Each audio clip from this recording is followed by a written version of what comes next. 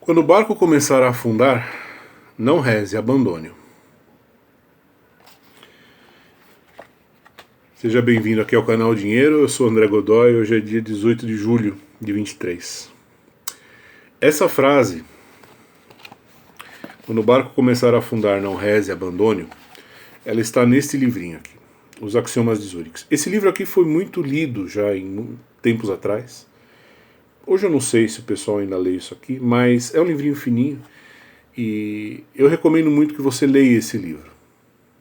Tá? É fácil encontrar, isso aqui tem na Amazon, tem na estante virtual, tem PDF, é super fácil de encontrar. Leia. Tem muitas coisas valiosas aqui, muitas dicas valiosas. Tá? É um cara que era um banqueiro suíço, ele fez um livrinho sobre princípios gerais, né, de especulação. E, na minha opinião, sinceramente, essa dica, esse axioma, né, quando o barco começar a afundar, não reze, abandone-o, é a competência principal que um especulador tem que ter na vida. Não há, no meu modo de ver, competência mais importante do que essa. É mais importante você saber abandonar um barco que está afundando do que você ser capaz de identificar um bom negócio. Estatisticamente, você vai ganhar mais se você desenvolver a capacidade de cair fora dos barcos que afundam do que se você for bom em escolher bons investimentos. Pode acreditar. Por que eu estou falando isso? Por que eu resgatei esse livrinho aqui da estante?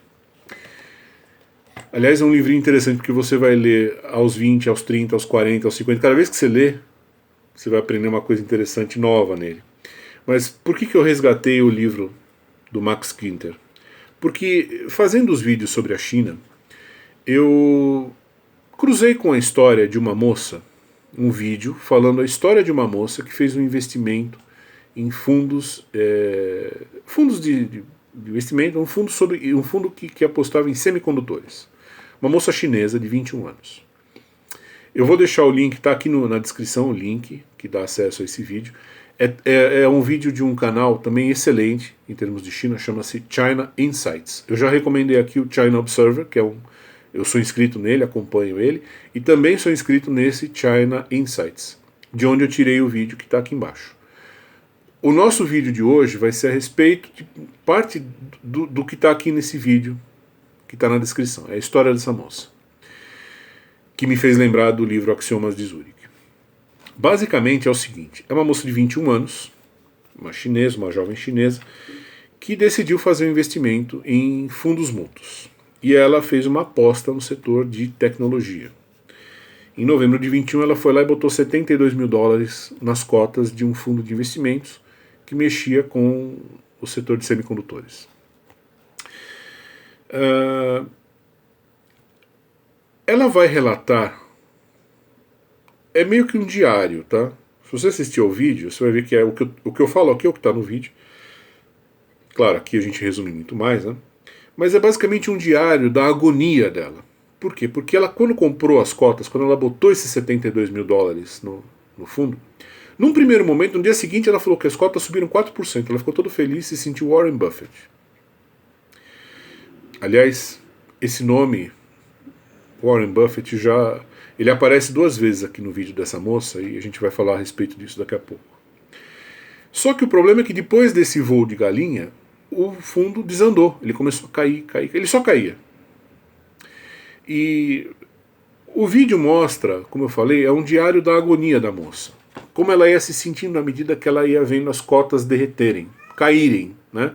E ela falava que a cada vez que caía a cota, o valor da cota caía, ela punha mais dinheiro, punha mais dinheiro, punha mais dinheiro. Em vez dela cair fora, né, ela aumentava a aposta. Cada vez que chegava a notícia, olha, as cotas do fundo caíram, mais ainda, ela comprava mais cotas. É uma coisa que a gente dá risada, porque assim, não é com a gente, mas é muito fácil, quando é você que está dentro do caldeirão, fazer uma besteira dessa. Porque é uma questão emocional, né, não é racional. É muito difícil ter esse tipo de frieza, né, de cair fora do barco. E é por isso que eu estou fazendo esse vídeo hoje. É um vídeo em que eu pretendo expor a importância dessa virtude, da virtude de você abandonar um barco. Veja, essa moça começou bem. Ela tinha um padrão de vida bom, veja, com 21 anos você ter condições de fazer um aporte de $72 mil no fundo de investimento é porque você está bem na vida, concorda? Uma jovem que está bem encaminhada. E ela vai relatando, nessa agonia dela, ela fala que chega um momento na vida dela em que ela não tinha mais dinheiro para pegar táxi. Porque ela foi pondo dinheiro, as cotas do fundo caíram. E ela falou que chegou um momento que assim, ela passou por várias fases, né, emocionais. Ela falou que num primeiro momento ela olhava para as cotas do fundo e falava assim, como Buffett dizia, isso daí é só um número, né? O número que está falando lá quanto você tem de, né, que derreteu tudo que você investiu e restou-lhe só X reais. Não, isso é só um número. E aqui eu faço a minha observação. É só um número? Banana que é só um número. Essa história de que não é prejuízo enquanto eu não realizei, com perdão da palavra, o cacete. Se você realizou ou não, pouco importa, é prejuízo. Se você comprou por 20 e o negócio está custando 10, você tomou um ferro de 10. Pouco importa se você realizou ou não. Você tomou um ferro de 10. Não existe isso. Isso é uma coisa que inventaram, não sei de quem que foi o cara que criou essa ideia, de que assim, enquanto eu não realizo não é prejuízo. Não é assim. Independente de você ter realizado ou não, se você comprou por 20 e o negócio custa 10, você já tomou um prejuízo. Se realizou ou não, aí é só se você realizou o prejuízo ou não, mas você já está no preju, né? E assim, a situação em que ela chega é tão desesperadora, gente, que ela chega um momento que ela relata que ela foi a um templo budista. Eu nem sabia que eles faziam isso. Ela foi fazer uma promessa a Buda, né?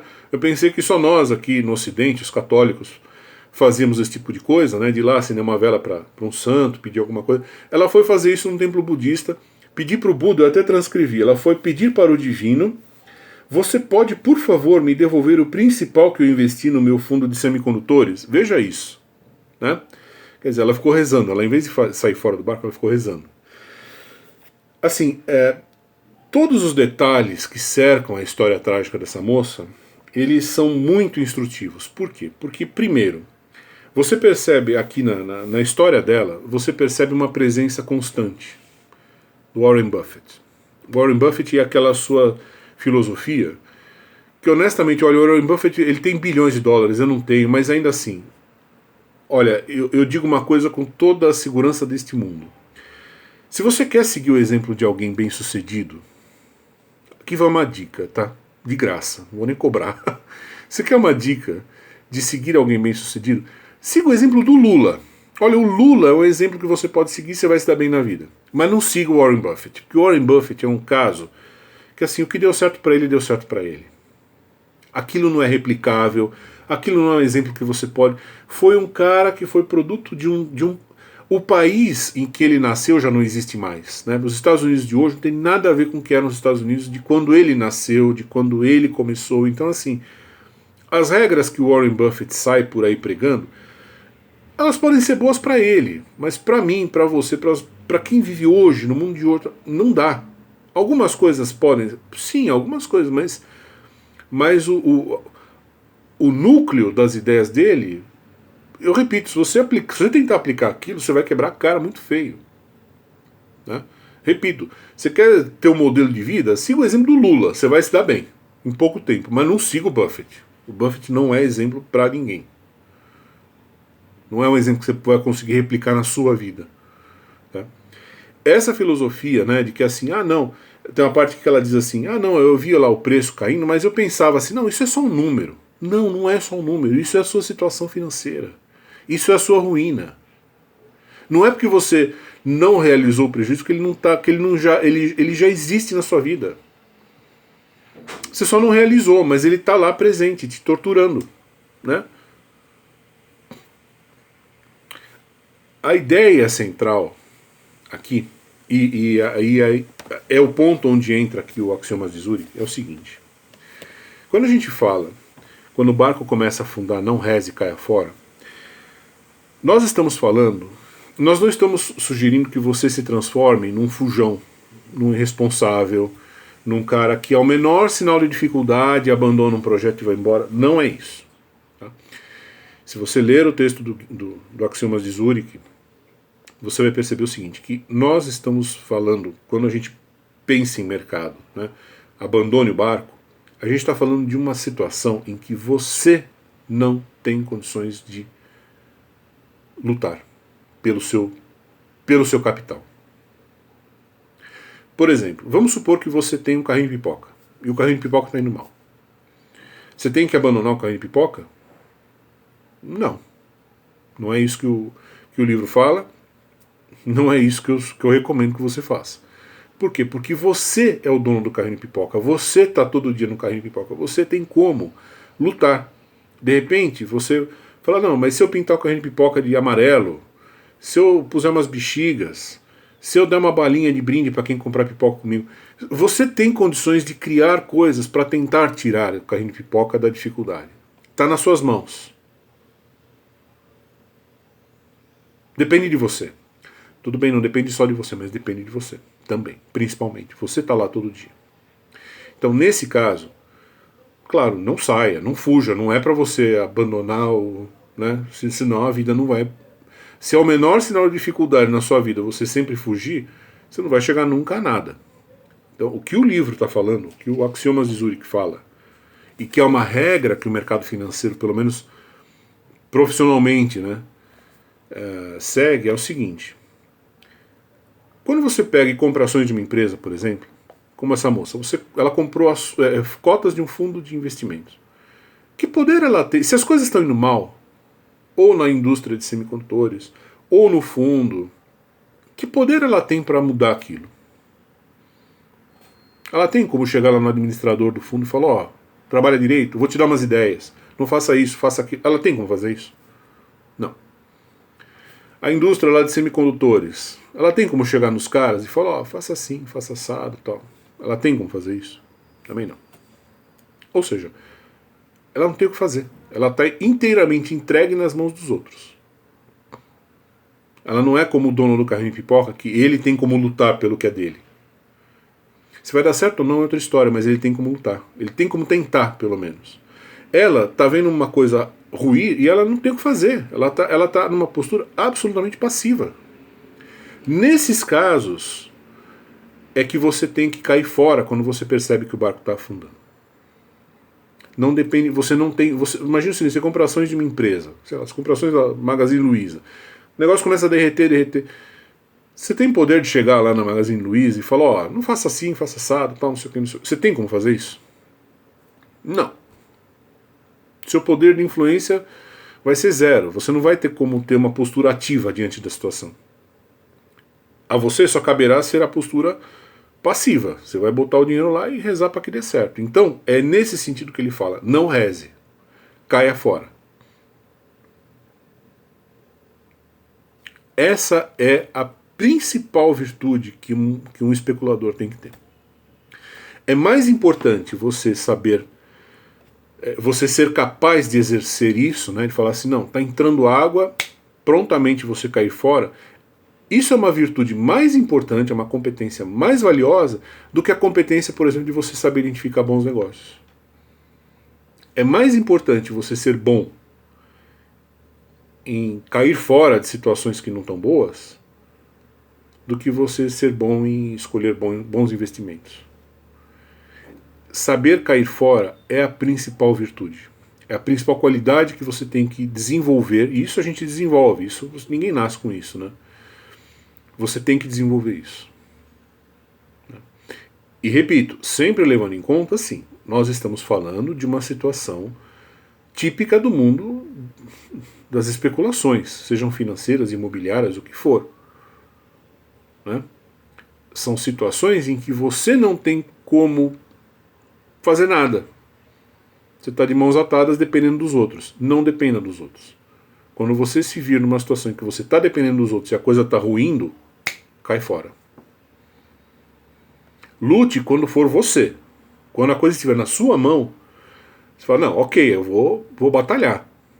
Se vai dar certo ou não, sei lá. Mas eu vou lutar. Agora, quando é uma coisa que está na mão de um terceiro, você nem sabe quem é essa pessoa. Você não tem a menor ideia de nada. Pode ser um vigarista.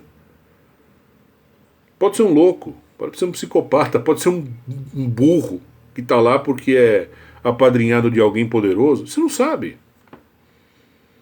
Você não tem acesso. E você, mesmo que você tiver acesso, você não vai ter influência. Se for falar com o cara, ele vai ouvir E se ele se cansar, ele aperta o botão, chama o segurança e manda tirar você do prédio.